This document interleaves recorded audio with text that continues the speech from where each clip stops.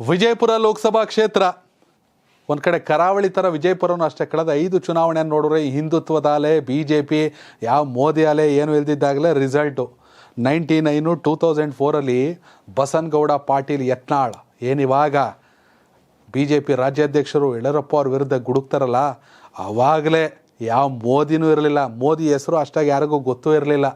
ಆವಾಗಲೇ ಕರ್ನಾಟಕದಲ್ಲಿ ವಿಜಯಪುರದಲ್ಲಿ ಲೋಕಸಭಾ ಕ್ಷೇತ್ರದಲ್ಲಿ ಕಮಲವನ್ನು ಅರಳಿಸ್ತವ್ರು ಬಸನಗೌಡ ಪಾಟೀಲ್ ಯತ್ನಾಳ್ 1999 ಮತ್ತು 2004ರಲ್ಲಿ.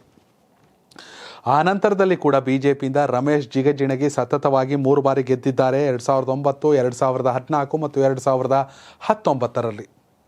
ಈ ಹಾಲನ್ನ ಬೆಳಗ್ಗೆ ಎದ್ದ ತಕ್ಷಣ ತಪ್ಪದೆ ನೀವು ಕುಡಿದು ನಿಮ್ಮ ಮಕ್ಕಳಿಗೂ ಪ್ರತಿದಿನ ಕೊಡಿಸಿ. ಸಿರಿಧಾನ್ಯದಿಂದ ತಯಾರಾದಂತ ಹಾಲು, ಯಾವುದೇ ರಾಸಾಯನಿಕ ಬಣ್ಣ ಬಳಸದೆ ತಯಾರಿಸಿದಂತ ಜೀನಿ ಸಿರಿಧಾನ್ಯಗಳ ಹಾಲು. ಹೀಗಾಗಿ ಹಿಂದುತ್ವದ ಅಲೆ ಒಂದು ರೀತಿಯಲ್ಲಿ ಇಲ್ಲಿ ತುಂಬಾನೇ ಜೋರಾಗಿದೆ. ಇಂಥ ಜಾಗದಲ್ಲಿ ವಿಧಾನಸಭಾ ಚುನಾವಣೆಯಲ್ಲಿ ವಿಜಯಪುರದಲ್ಲಿ ಬರುವಂಥ 8 ವಿಧಾನಸಭಾ ಕ್ಷೇತ್ರಗಳಲ್ಲಿ ಈ ಬಾರಿಯ ಫಲಿತಾಂಶ BJP ಒಂದೇ ಒಂದು, ಯತ್ನಾಳ್ ಅವರು BJP ಒಂದೇ ಒಂದು ಕ್ಷೇತ್ರದಲ್ಲಿ ಗೆದ್ದಿರೋದು ಯತ್ನಾಳ್ ಅವರು. ಕಾಂಗ್ರೆಸ್ 6 ಕ್ಷೇತ್ರಗಳನ್ನು ಗೆದ್ದಿದೆ. JDS ಕೂಡ ಒಂದು ಕ್ಷೇತ್ರದಲ್ಲಿ ರಿಸಲ್ಟನ್ನು ಮಾಡಿಕೊಂಡಿದೆ. ಹೀಗಾಗಿ ಲೋಕಸಭಾ ಚುನಾವಣೆ ಅಂತ ಬಂದಾಗ ಕಾಂಗ್ರೆಸ್ಸಿಗೆ 6 ಶಾಸಕರ ಬೆಂಬಲವಿದೆ ಈ ಬಾರಿ. ಅದನ್ನು ಹೇಗೆ ಎನ್ಕ್ಯಾಚ್ ಮಾಡ್ಕೋತಾರೆ ಅನ್ನೋದು ಲೆಕ್ಕಾಚಾರ. BJPಯಲ್ಲಿ ರಮೇಶ್ ಜಿಗಜಿಣಗಿ ಅವರೇ ಅಭ್ಯರ್ಥಿನಾ ಪಕ್ಷ ಡಿಸೈಡ್ ಮಾಡುತ್ತೆ. ಬಟ್ ಕಳೆದ 5 ಚುನಾವಣೆಯಲ್ಲಿ BJP ಗೆದ್ದಿದೆ. 3 ಸಲ ರಮೇಶ್ ಜಿಗಜಿಣಗಿ, 2 ಸಲ ಬಸನಗೌಡ ಪಾಟೀಲ್ ಯತ್ನಾಳ್. ಹೀಗಾಗಿ BJPಗೆ ಫಲಿತಾಂಶವನ್ನು ಮಾಡಿಕೊಳ್ಳೋದು ಕಷ್ಟವಲ್ಲದಿದ್ದರೂ ವಿಧಾನಸಭಾ ಚುನಾವಣೆಯಲ್ಲಿ 6 ಜನ ಶಾಸಕರು ಕಾಂಗ್ರೆಸ್ನಿಂದ ಆರಿಸಿ ಬಂದಿದ್ದಾರೆ. ಅವರುಗಳು ತಮ್ಮ ತಮ್ಮ ಕ್ಷೇತ್ರದಲ್ಲಿ ಪ್ರಭಾವವನ್ನು ಬೀರ್ತಾರೆ ಖಂಡಿತವಾಗಿ ಕೂಡ ಲೋಕಸಭಾ ಚುನಾವಣೆಗೂ. ಹೀಗಾಗಿ ಯಾರು ಆದರೆ ಕಾಂಗ್ರೆಸ್ಗೆ ಅಭ್ಯರ್ಥಿಗಳ ಗೊಂದಲ ಇದೆ.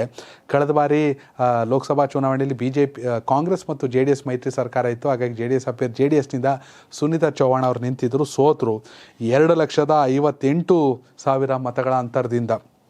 ಇನ್ನು ಅದಕ್ಕೆ ಮೊದಲು 2014ರಲ್ಲಿ ಪ್ರಕಾಶ್ ರಾಥೋಡ್ ಸೋತಿದ್ರು ರಮೇಶ್ ಜಿಗಜಿಣಗಿ ವಿರುದ್ಧ 69,000 ಮತಗಳ ಅಂತರದಿಂದ. 2009ರಲ್ಲೂ ಪ್ರಕಾಶ್ ರಾಥೋಡ್ ಸೋತಿದ್ರು 42,000 ಮತಗಳ ಅಂತರದಿಂದ. ಹೀಗಾಗಿ ಪ್ರಕಾಶ್ ರಾಥೋಡ್ಗೆ ಕೂಡ ವರ್ಚಸ್ಸಿದೆ, ಅವರು ಕೂಡ ಟಿಕೆಟ್ ಆಸ್ಪಿರೆಂಟ್. ಮತ್ತೊಂದು ಕಡೆ ರಾಜು ಅಲಗೂರು, ಕಾಂತಾ ನಾಯಕ್ ಜೊತೆಯಲ್ಲಿ ಅರ್ಜುನ್ ರಾಥೋಡ್ ಮತ್ತು ಪ್ರಕಾಶ್ ರಾಥೋಡ್ ಈ 4 ಕೂಡ ಕಾಂಗ್ರೆಸ್ಸಿಂದ ಟಿಕೆಟ್ ಆಸ್ಪಿರೆಂಟ್ಗಳು. ಜೊತೆಗೆ ಅವರಿಗೆ ಶಾಸಕರುಗಳ ಬೆಂಬಲ ಕೂಡ ಸಿಗುತ್ತೆ. ಒಗ್ಗಟ್ಟಾಗಿ ಒಟ್ಟಿಗೆ ನಿಂತು ಯಾರಿಗೇ ಟಿಕೆಟ್ ಆದರೂ ನಾವು ರಿಸಲ್ಟನ್ನು ಮಾಡ್ಕೋಬಹುದು ಅನ್ನೋ ಲೆಕ್ಕಾಚಾರವನ್ನು ಇದ್ದರೆ BJPಯನ್ನು ಸೋಲಿಸೋದು ಅಸಾಧ್ಯವಾದ ಟಾಸ್ಕ್ ಏನೂ ಅಲ್ಲ ಅನ್ನೋದು KPCCಗೂ ಮನವರಿಕೆ ಆಗಿದೆ, ಹೈಕಮಾಂಡ್ಗೂ ಮನವರಿಕೆ ಆಗಿದೆ. ಆದರೆ ಟಿಕೆಟ್ ಆದಮೇಲೆ ಎಲ್ಲರೂ ಒಗ್ಗಟ್ಟಿನಿಂದ ಸಾಕ್ತಾರಾ ಅನ್ನೋ ಪ್ರಶ್ನೆ ಕೂಡ ಎದುರಾಗೇ ಆಗುತ್ತೆ. ವೀಕ್ಷಕರೇ, ಒಂದು ಕಡೆ ರಾಜು ಅಲಗೂರ, ಕಾಂತಾ ನಾಯಕು, ಅರ್ಜುನ್ ರಾಥೋಡು, ಪ್ರಕಾಶ್ ರಾಥೋಡು ಇವರುಗಳಲ್ಲಿ ಯಾರು ಅಭ್ಯರ್ಥಿ ಆದರೆ ಸೂಕ್ತ ಅಥವಾ ಒಟ್ಟಾಗಿ ಕೆಲಸ ಮಾಡ್ಕೊಂಡು ಹೋಗ್ತಾರಾ? ನಿಮ್ಮ ಪ್ರಕಾರ ವಿಜಯಪುರ ಲೋಕಸಭಾ ಕ್ಷೇತ್ರದ ಸಂಸದರು ಯಾರಾಗಬೇಕು ಅನ್ನೋದನ್ನು ಕಾಮೆಂಟ್ ಮಾಡಿ. ಹಾಗೆ ಯಾರು ಪ್ರಧಾನಿ ಆಗಬೇಕು, ನರೇಂದ್ರ ಮೋದಿ ಅವರ, ರಾಹುಲ್ ಗಾಂಧಿ ಅವರ, ಮಲ್ಲಿಕಾರ್ಜುನ್ ಖರ್ಗೆ ಅವರ? ಕಾಮೆಂಟ್ ಮೂಲಕ ತಿಳಿಸಿ. ಧನ್ಯವಾದಗಳು.